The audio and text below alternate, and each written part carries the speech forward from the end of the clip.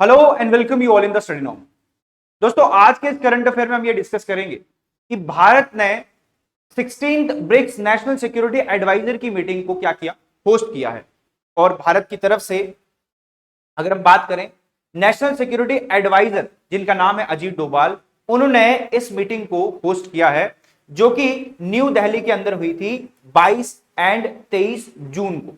Important current affair है, आपके exam point of view से भी बहुत ज्यादा इंपॉर्टेंट है, तो वीडियो को लास्ट तक देखिएगा।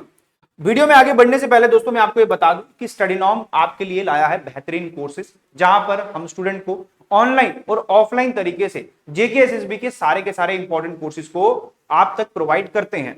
और बहुत बेहतरीन कोर्सेज है जहां पे हम जेके एसएसबी के foundation courses, JKP constable, sub inspector, finance account assistant, assistant compiler, female supervisor, driver and नायब तहसीलदार, और इसके अलावा भी बहुत सारे जो कोर्सेज हैं जो कि जेके एसएसबी करवाता है, वो सारे के सारे एग्जाम जो कि जेके एसएसबी कंडक्ट करता है, वो सारे के सारे कोर्सेज हम अपने स्टडी नॉर्म के अंदर चाहे ऑफलाइन हो चाहे ऑनलाइन हो, दोनों ही तरीके से आप लोगों तक वो प्रोवाइड करते हैं। बेहतरीन कोर्सेज चल रहे हैं दोस्तों, आप लोग इन कोर्सेज का बेनिफिट उठाइए, अपनी प्रिपरेशन को और आगे ले जाइए। डिस्काउंटेड फी है दोस्तों, नॉमिनल सी फीस रहती है, आप लोग इन कोर्सेज का जरूर बेनिफिट उठाइएगा। तो चलिए बात करते हैं कि क्या है करंट अफेयर, क्या है माजरा। तो सबसे पहले हम ये जानते हैं कि ये नेशनल सिक्योरिटी एडवाइजर मीटिंग है क्या है। तो इस बार ये जो मीटिंग है, ये 16th national security adviser meeting जो है वो रहेगी, जिसको ब्रिक्स नेशन ने क्या किया है, अटेंड किया है। और ये मीटिंग इस बार कहां पे हुई, इंडिया न्यू दिल्ली के अंदर ये मीटिंग हुई थी। 22 एंड 23 जून को ये मीटिंग हुई थी। और इस मीटिंग के अंदर ब्रिक्स नेशन के जितने भी सीनियर सिक्योरिटी ऑफिसर्स और डेलीगेट्स थे, उन्होंने ही इस मीटिंग को क्या किया, पार्टिसिपेट किया है। यानी कि किसी भी तरीके से किसी देश के प्रेसिडेंट या किसी देश के प्राइम मिनिस्टर ने इस मीटिंग को अटेंड नहीं किया है। अगर हम बात करें दोस्तों ब्रिक्स की, तो ब्रिक्स की अगर हम बात करें तो ब्रिक्स के फाउंडिंग मेंबर जो हैं वो ब्राजील, रशिया, इंडिया, चाइना और साउथ अफ्रीका, ये 5 मेंबर ऐसे थे जिन्होंने ब्रिक्स की शुरुआत करी थी। अब लेकिन अगर हम बात करें 2023 के बाद, तो ब्रिक्स में कुछ और मेंबर भी इंक्लूड हो गए हैं। उसमें ईरान, यूएई, इजिप्ट, इथोपिया और साथ ही साथ इंडोनेशिया आ जाता है। ठीक है दोस्तों, ये सब चीजें आपको याद रखनी है। और अगर हम बात करें 16th national security adviser meeting की, तो इनमें जो न्यूली एडेड मेंबर्स हैं और साथ ही साथ जो फाउंडिंग मेंबर्स हैं, दोनों ही मेंबर्स ने इस मीटिंग को क्या किया, अटेंड किया है। बात कर लेते हैं कि क्या है इस मीटिंग के अंदर, इतनी इंपॉर्टेंट क्यों है। तो देखिए, अगर हम बात करें, इसके अंदर 3 मेजर इश्यूज को डिस्कस किया गया है। उन 3 मेजर इश्यूज पे यहां पर जो ब्रिक्स नेशंस हैं उन्होंने अपना कंसर्न दिखाया है। आइए जानते हैं कि वो क्या 3 मेजर इश्यूज हैं। सबसे पहला जो इशू है वो है नॉन ट्रेडिशनल सिक्योरिटी चैलेंजेस का। नॉन ट्रेडिशनल सिक्योरिटी चैलेंजेस की बात करें दोस्तों, तो ये कुछ ऐसे चैलेंजेस रहते हैं जिनमें टेररिज्म नहीं आता, जिनमें किसी भी तरीके से बॉर्डर सिक्योरिटी थ्रेट्स नहीं आते हैं। इनमें अगर हम बात करें तो इनमें आ जाता है साइबर क्राइम, क्लाइमेट चेंज और साथ ही साथ डिजीजेस। तो ये नॉन ट्रेडिशनल सिक्योरिटी चैलेंजेस रहते हैं किसी भी देश के सामने। तो ब्रिक्स नेशन ने इन पर चर्चा करी है कि किस तरीके से वर्ल्ड के अंदर साइबर क्राइम को टैकल किया जाए, किस तरीके से हम लोग डिजीजेस को कंट्रोल कर सकते हैं, और साथ ही साथ किस तरीके से क्लाइमेट चेंज के जो इंपैक्ट है या क्लाइमेट चेंज जो हो रहा है या जो हो चुका है, उससे कैसे हम टैकल करें और उसको कैसे रिवर्स किया जा सकता है। तो इन चीजों पर सबसे पहले बात हुई है। उसके अलावा काउंटर टेररिज्म, तो टेररिज्म के अगेंस्ट भी यहां पर ब्रिक्स नेशन ने क्या किया, अपना कंसर्न दिखाया है। बताया जा रहा है कि जॉइंटली ये देश क्या करेंगे, टेररिज्म को एलिमिनेट करने की कोशिश करेंगे, और इस मुद्दे पर बहुत बड़ी बैठकें भी हुई हैं। वहीं अगर हम बात करें, एक और मुद्दे पर डिस्कशन हुई है, वो है इमर्जिंग टेक्नोलॉजीज।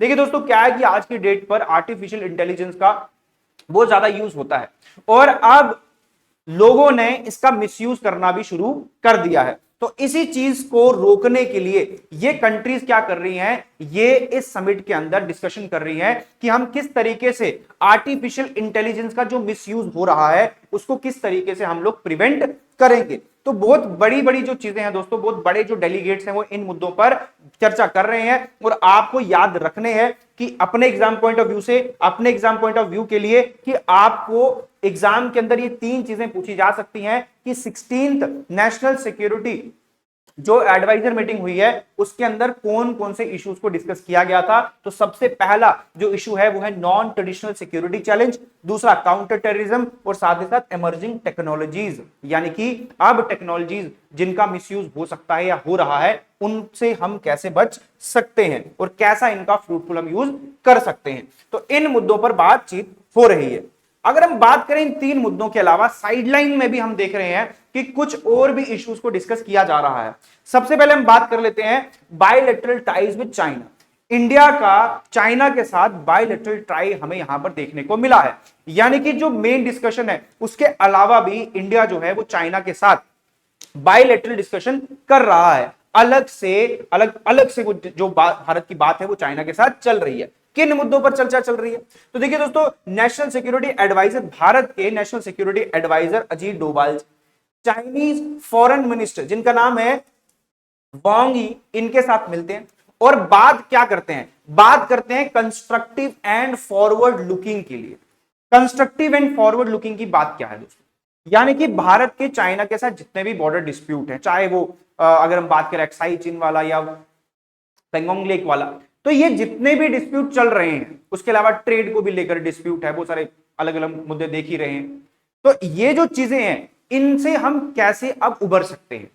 यानी कि जो ये डिस्प्यूट चल रहे हैं भारत और चाइना के बीच में, ये मुद्दे जो हैं, ये मुद्दे कैसे सॉल्व हो सकते हैं? सिर्फ बात नहीं चल रही है, यानी कि आप सिर्फ उन मुद्दों पे बात नहीं कर रहे हो, आपको उन मुद्दों के लिए सोल्यूशन भी चाहिए।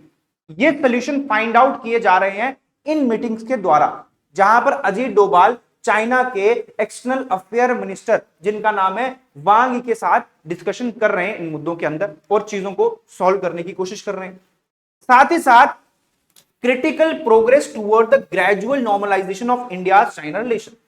अब दोनों देशों ने यह भी एग्री किया कि जो चीजें बिगड़ चुकी हैं वो एकदम से तो सही नहीं होने वाली है, उसके लिए क्या होगा? एक प्रोसेस होगा, स्टेप बाय स्टेप हम हर एक मुद्दे पर डिस्कशन करेंगे। यानी कि जैसे कि अगर हम बात करें, नेशनल सिक्योरिटी एडवाइजर की मीटिंग हुई है, यहां पर दोनों देशों ने बायलैटरल टाइज की, यानी कि दोनों देशों ने अलग से भी बातचीत करने की यहां पर एक पहल दिखाई है।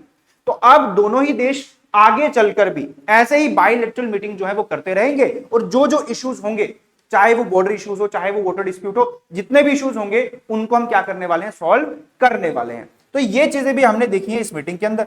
उसके अलावा अजीत डोभाल जी जो हैं वो ईरान के गदीर निजामीपोर, जो कि ईरान के डेप्यूटी सेक्रेटरी हैं of national security, supreme national security council के, उनके साथ इनकी डिस्कशन होती है। और यहां पर अजीत डोभाल जी जो हैं वो वेस्ट एशिया के अंदर जितने भी डिस्प्यूट चल रहे हैं, जैसे कि हम देख रहे हैं ईरान और अमेरिका के बीच में बहुत ज्यादा क्राइसिस है, तो इन क्राइसिस के ऊपर भी यहां पर अजीत डोभाल जी जो हैं वो बात कर रहे हैं ईरान के साथ कि आप उन क्राइसिस को कैसे कम से कम कर सकते हैं। हालांकि अभी फिलहाल तो शांति है, स्टेबिलिटी हम देख रहे हैं, क्योंकि अमेरिका और ईरान के बीच में जो पीस ट्रीटी है वो फिलहाल साइन हो चुकी है। तो अभी 60 डेज तक हम ये देख रहे हैं कि फिलहाल कोई भी जो वॉर है वो नहीं होने वाली है। लेकिन अब ये बातचीत यहां पर स्टेबल पर भी हम देख चुके हैं कि इंडिया जो है वो ईरान के साथ इस मुद्दे पर बात कर रहा है कि फ्यूचर के अंदर भी जो स्टेबिलिटी है वो बनी रहे। और फिलहाल आप लोग जो स्ट्रेट ऑफ हॉर्मुज है उसको ओपन ही रखिए, यानी कि उसको आप बंद नहीं करिए, क्योंकि उससे बहुत ज्यादा नुकसान हो जाता है। भारत का तो नुकसान होता ही है, लेकिन दूसरी कंट्रीज का भी जो है नुकसान होता है। तो इन मुद्दों पे भी बातचीत हमने भारत की देखी है, किसके साथ? ईरान के साथ। इतना ही नहीं, भारत ने मल्टीलैटरल कॉपरेशन जो है उस पर भी बातचीत करी है, यानी कि भारत अपनी सिक्योरिटी को लेकर बहुत ज्यादा कंसर्न है, इसलिए उसने ब्रिक्स नेशन जैसे for example Brazil, Russia, Ethiopia हो गया, तो इन देशों के साथ यानी कि यहां पर मल्टीलैटरल कॉपरेशन बनाने की कोशिश करी है, ताकि इंडिया और ये देश जो है ये अपनी सिक्योरिटी को और ज्यादा इंश्योर कर सके। वेपन्स को किस तरीके से इंपोर्ट एक्सपोर्ट करना है, या फॉर एग्जांपल कोई और चीजें हैं जिनको इंपोर्ट एक्सपोर्ट किया जा सकता है। यानी कि आप देख रहे हैं कि भारत जो है वो वर्ल्ड में एक डाइवर्स ट्रेड जो है, डाइवर्सिफिकेशन ऑफ ट्रेड जो है वो करता है।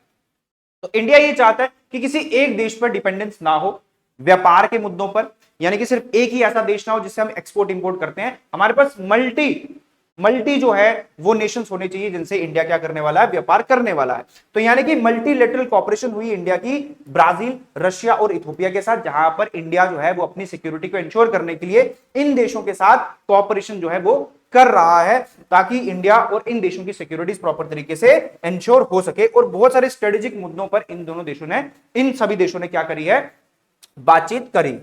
आइए समझते हैं कि ये ब्रिक्स है क्या है, इसकी शुरुआत हुई कैसे। तो देखिए दोस्तों, ब्रिक्स की शुरुआत 2001 में होती है। कैसे? जो ब्रिक्स टर्म है ये क्वाइन करी गई थी जिम ओ'नाइल, जो कि एक ब्रिटिश इकोनॉमिस्ट थे।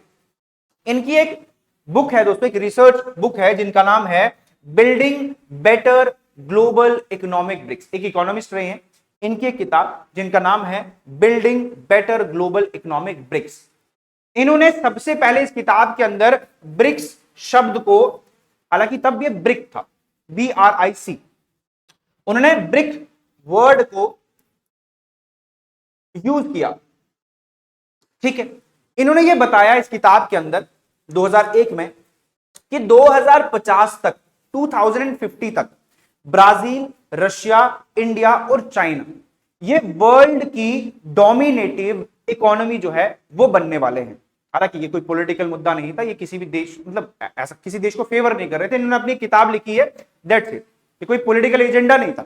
इन्होंने ये देखा कि ब्राजील, रशिया, इंडिया और चाइना जो है एक इमर्जिंग इकोनॉमी है, जो फास्टेस्ट ग्रोइंग इकोनॉमी है। हम देख भी रहे हैं दोस्तों, अब चाइना जो है नंबर 1 इकोनॉमी जो है वो बनने जा रहा है। इंडिया भी कहीं ना कहीं इमर्जिंग इकोनॉमी में आता ही है। रशिया, ब्राजीली देश तो बढ़ रहे हैं आगे, मतलब सभी देश, अगर हम बात करें सिर्फ चाइना की नहीं, इंडिया भी, रशिया, ब्राजील, सभी देश आगे इंप्रूव हो रहे हैं, नो डाउट इस। तो ये शब्द जो है, ब्रिक्स शब्द जो है, आपको याद रखना किसने कॉइन किया है, जिम ओ'नाइल ने। कौन सी किताब? Building better global economic brick, 2001 के अंदर ये किताब आई थी। 4 देशों के नाम थे, ब्राजील, रशिया, इंडिया और चाइना। 2050 तक ये टारगेट था कि भैया ये देश जो होंगे ये ग्लोबल इकोनॉमी जो है वो बनने वाले हैं। ये सब चीजें बताई गई थी। उसके बाद ये जो ब्रिक है, ये ब्रिक की फॉर्मेशन होती है, और इस ब्रिक की पहली पॉलिटिकल मीटिंग जो है वो 2006 के अंदर होती है। पॉलिटिकल मीटिंग का मतलब, इसका ये मतलब है कि देश जो है उनके ना तो कोई प्राइम मिनिस्टर ना तो कोई प्रेसिडेंट मीटिंग में पार्टिसिपेट कर रहे हैं। दूसरे मिनिस्टर, जैसे फॉर एग्जांपल किसी देश के जो फॉरेन मिनिस्टर्स होंगे वो इन मीटिंग्स में क्या करेंगे, पार्टिसिपेट करेंगे। तो अगर हम बात करें पहली पॉलिटिकल मीटिंग की, तो ये हुई थी सितंबर 2006 के अंदर। पहली पॉलिटिकल मीटिंग ऑफ ब्रिक्स हुई थी, जिसमें ये 4 कंट्री, ब्राजील, रशिया, चाइना और इंडिया जो है, इन कंट्रीज ने इसमें पार्टिसिपेट किया था। और भारत की तरफ से अगर हम बात करें तो भारत के फॉरेन मिनिस्टर जिनका नाम था प्रणब मुखर्जी, उन्होंने इस मीटिंग को पार्टिसिपेट किया था। अगर हम बात करें रशिया की तरफ से तो सर्गी लैवरोव इस मीटिंग को पार्टिसिपेट कर रहे थे। और ये वेन्यू क्या था? ये वेन्यू था न्यूयॉर्क सिटी। तो याद रखिएगा, एग्जाम पॉइंट ऑफ व्यू से आपके लिए इंपॉर्टेंट है, पहली पॉलिटिकल मीटिंग ब्रिक की कहां पे हुई है, तो वो हुई है न्यूयॉर्क। और अगर हम बात करें कब हुई है, तो सितंबर 2006 के अंदर। और ये यहां पर भारत की तरफ से किसने पार्टिसिपेट किया था, तो फॉरेन मिनिस्टर प्रणब मुखर्जी जो थे, उन्होंने इस मीटिंग को पहली बार पार्टिसिपेट किया था। ये चीजें आपने याद रखनी है। उसके अलावा अगर हम बात करें पहली ऑफिशियल मीटिंग, पहली ऑफिशियल समिट कब हुई थी, 2009 के अंदर पहली ऑफिशियल समिट हुई थी। और अगर हम बात करें तो याकातेरिनबर्ग, इस समिट का नाम याकातेरिनबर्ग समिट भी है, क्योंकि रशिया के अंदर ये मीटिंग हुई थी। 2009 16 जून 2019 अगर हम बात करें दोस्तों, तो पहली ऑफिशियल समिट जो है ब्रिक की 16 जून 2009 के अंदर हुई थी, रशिया के याकातेरिनबर्ग के अंदर, इसीलिए इसको याकातेरिनबर्ग समिट भी बोला जाता है। और अगर हम बात करें भारत की तरफ से, तो भारत की तरफ से इस मीटिंग को अटेंड किया गया था डॉक्टर मनमोहन सिंह जी के द्वारा। और अगर हम बात करें चाइना के हु जिनताओ, रशिया के दिमित्री मेदवेदेव, और अगर हम बात करें ब्राजील के तो लूला डी सिल्वा जो है वो ब्राजील की तरफ से इस मीटिंग को अटेंड कर रहे थे। तो याद रखिएगा, पहली पॉलिटिकल मीटिंग 2006 के अंदर, पहली ऑफिशियल मीटिंग 2009 के अंदर। भारत की तरफ से पहली पॉलिटिकल मीटिंग प्रणब मुखर्जी ने अटेंड करी थी। भारत की तरफ से पहली official meeting doctor Manmohan Singh ji ने अटेंड करी थी। और पहली अगर हम बात करें पॉलिटिकल मीटिंग कब हुई थी पहली पॉलिटिकल समिट, कौन सी जगह पे हुई थी, तो न्यूयॉर्क के अंदर। और पहली ऑफिशियल समिट कहां पे हुई है, रशिया के याकत्रिनबर्ग, यहां पर ये समिट हुई थी।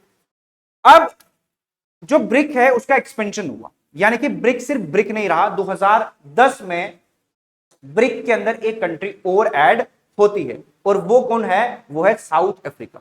2010 के अंदर साउथ अफ्रीका जो है वो ऑफिशियली इनवाइटेड होती है कि भैया आपको हम इस ब्रिक के अंदर ज्वाइन होने का अनुमति देते हैं, और यहां से एक अफ्रीकन कॉन्टिनेंट को भी रिप्रेजेंटेशन जो है वो कहां पे है, मिल जाती है ब्रिक के अंदर।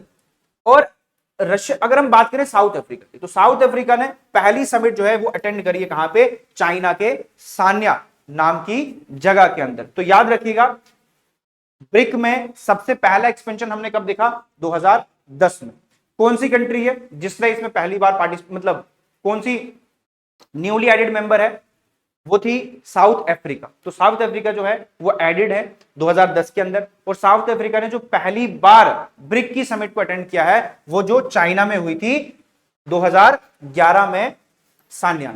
ठीक है, तो सान्या चाइना, याद रखिएगा साउथ अफ्रीका ने अटेंड करा 2011 में। इंपॉर्टेंट चीजें दोस्तों याद रखिएगा, सारी की सारी चीजें जो दोस्तों मैं एग्जाम ओरिएंटेड ही बनाता हूं, करंट अफेयर है, बट इसमें मैं स्टैटिक पोर्शन भी इंक्लूड करता हूं, ताकि आपका स्टैटिक पोर्शन भी कवर होता रहे और साथ ही साथ आपका करंट अफेयर भी यहां पर इंक्लूड होता ही रहेगा।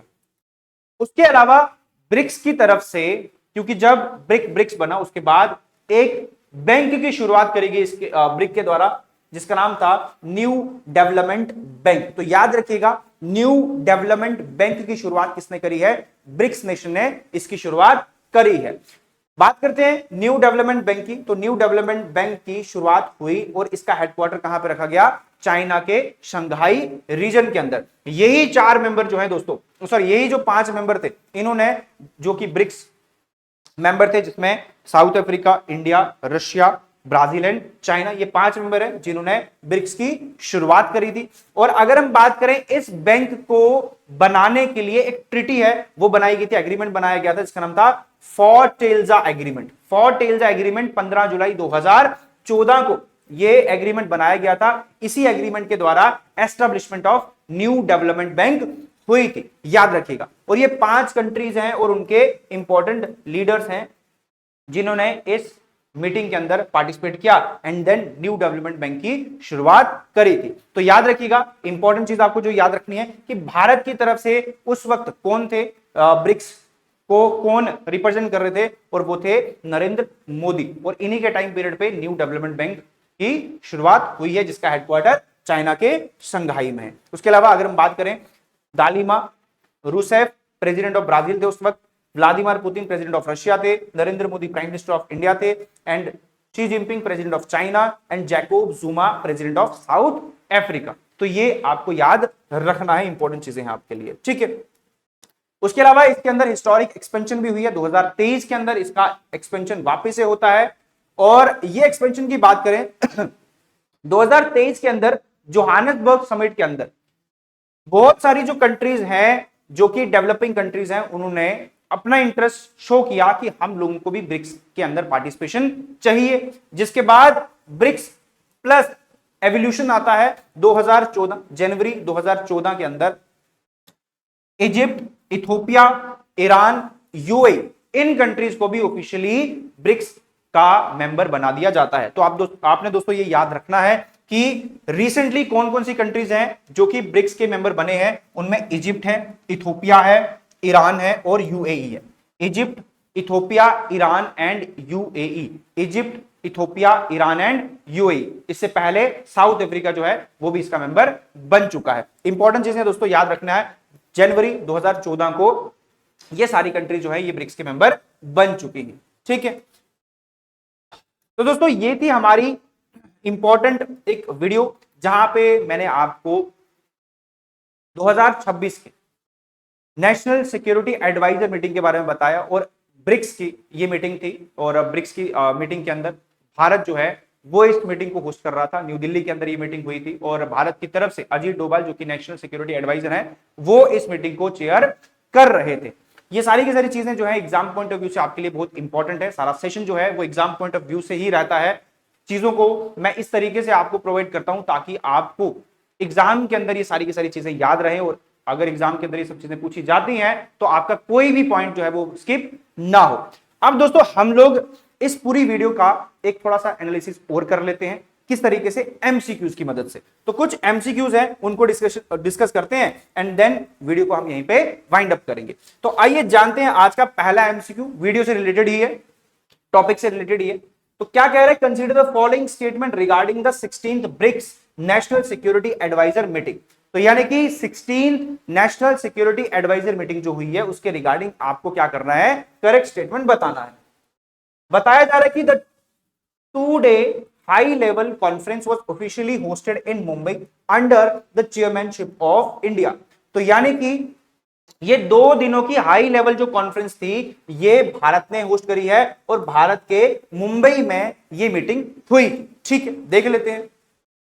The core theme of the deliberation focused on navigating non traditional security challenges confronting the world today. यानी कि इस मीटिंग के अंदर नॉन ट्रेडिशनल सिक्योरिटी चैलेंजेस जो है उनको यहां पर तवज्जो दिया जा रहा था, जो कि आज की डेट में पूरी दुनिया के लिए एक कंसर्निंग चीज बन चुके हैं। मैंने बताया आपको नॉन ट्रेडिशनल सिक्योरिटी चैलेंजेस क्या है, जिसमें हम लोग क्या करते हैं, हम लोग डिजीजेस को इंक्लूड करते हैं, साइबर क्राइम, ये सब चीजें जो है वो हम इंक्लूड कर रहे हैं। बताया जा रहा है कि 2026 का जो ये सेशन हुआ है, India hold the rotating chairmanship of the BRICS grouping from the third time in its history. तो ये बताया जा रहा है कि भारत जो है ये तीसरी बार क्या कर रहा है, इस मीटिंग को अटेंड या हेल्ड कर रहा है। तो ऑप्शन आपके पास फर्स्ट, सेकंड, थर्ड, 1 2 3। दोस्तों आपको इसका आंसर मुझे कमेंट बॉक्स में देना है। इससे क्या होगा दोस्तों, अगर आपने वीडियो को अच्छे से देखा है, अच्छे से समझा है, तो आप और जो ऑप्शंस है उनको रीड करके मेरे को कमेंट बॉक्स में आप आंसर जरूर करिएगा। इससे आपकी परफॉर्मेंस जो है वो इंप्रूव होगी। ठीक है, दूसरा एमसीक्यू देखते हैं। दूसरा एमसीक्यू है दोस्तों, who was the following economist coin the acronym brick in 2001 Goldman sachet publication. तो यानी कि वो कौन से इकोनॉमिस्ट हैं जिन्होंने ब्रिक टर्म जो है वो कॉइन करी है। जिमोनाइल, पॉल कुगमैन, जोसेफ स्टिग्लिट्ज और रघुराम राजन। तो आपको मेरे को पता है कि ऑप्शन पता ही है और इसका आंसर मेरे को कमेंट बॉक्स में चाहिए। इंपॉर्टेंट है, याद रखिएगा, आपको कमेंट बॉक्स में करना ही पड़ेगा। ठीक है, नेक्स्ट है, which is the headquarter of New development Bank which was established by BRICS member state during the 6th summit in 2014।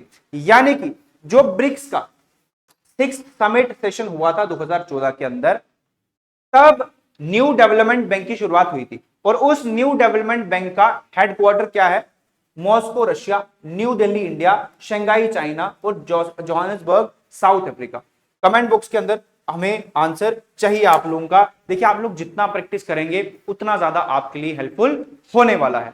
तो दोस्तों ये थी हमारी आज की करंट अफेयर की video. I hope you enjoy it और उम्मीद करता हूं कि सारे के सारे जो क्वेश्चंस हैं उनके आंसर आप मुझे कमेंट बॉक्स में जरूर देंगे। तो दोस्तों इसी के साथ मैं इस वीडियो को एंड करता हूं। Thank you.